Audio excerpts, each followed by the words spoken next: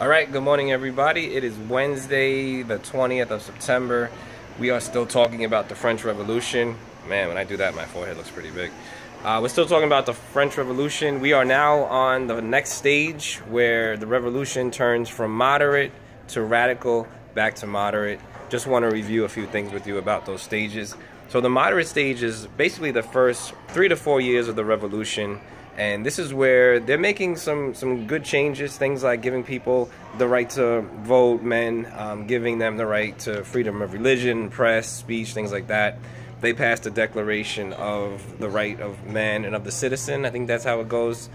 So the first 4 years, things change. Absolute monarchy is kind of taken away and basically goes more towards a limited monarchy. They have the National Assembly has some power.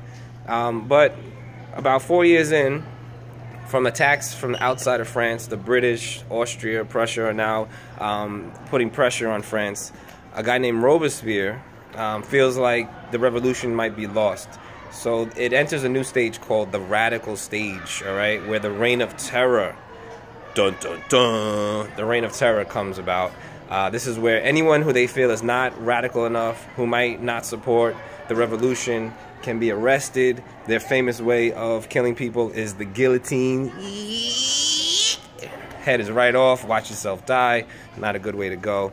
Maybe not the worst way. But it's 17,000 people I've read have died during that time period. And Maximilian, he forms this committee for public safety. And basically these people are the ones who are trying to steer the revolution. They do unite France and be more successful in the wars against the outsiders, but France's rights declaration is basically put on hold. All these things that they had gained in the moderate time is taken away.